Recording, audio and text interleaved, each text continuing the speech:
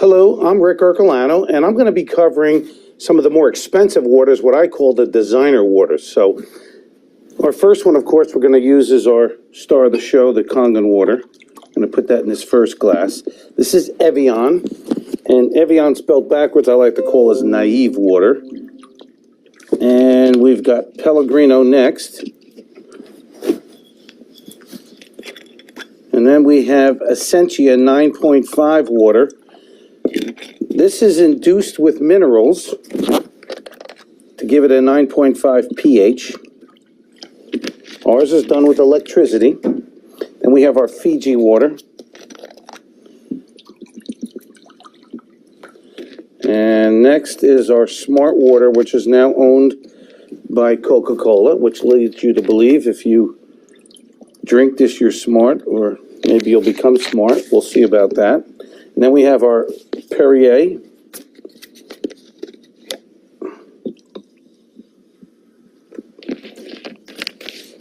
And we have our Iceland water, which is becoming more and more popular. And again, sometimes we think if it comes from the mountains somewhere or somewhere far away, it might be better. Well, we're going to find that out. So we have our ORP meter again. You've seen this before.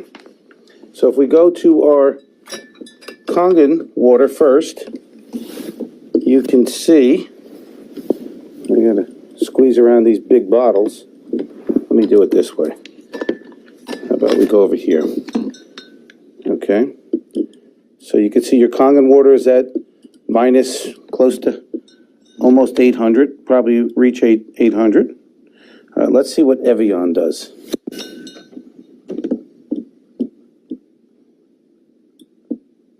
So that is a positive 270. So that's very oxidizing to your body. Let's see what your Pellegrino will do. Positive almost 400. Essentia water. This is an alkaline water now. A 9.5 pH. So we have plus 185. So again, it's still oxidizing. Now we have your Fiji water. Those are very expensive waters, and you're at plus or close to 300, right in the 300 range.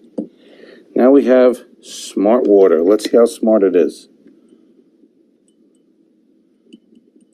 Okay.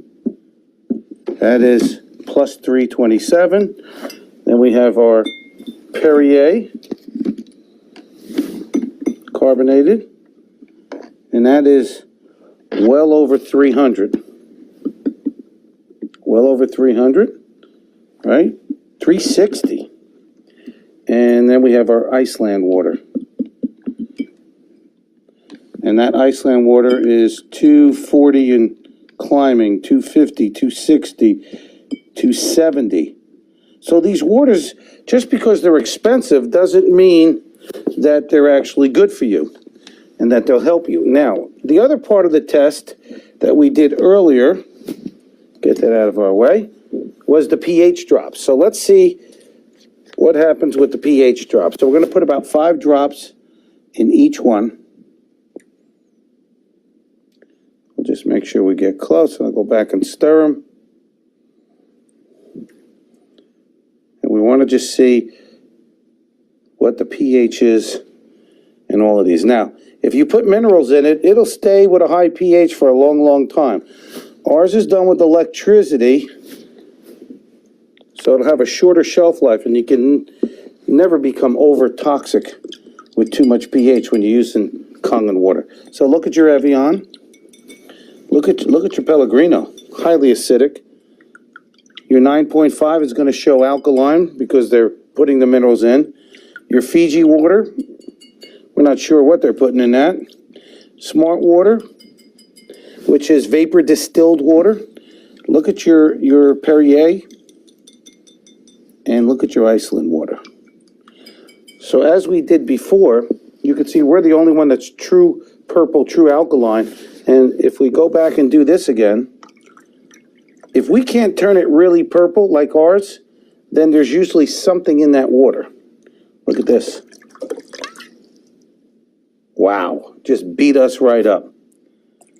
I can make that more purple by adding our water. Look at that. Look at that. See, this is still not even a rich purple. Look at this. Again, you can't even convert them. Wow.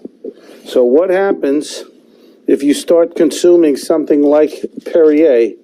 You can see how quick we can switch the pH of that water back. So you want to stay away from all carbonated beverages if you want to stay out of the acidic pH side in your body. Look at that. Even our water, it'll beat it up. So that's just a few of your designer waters. We're going to show you a few more next.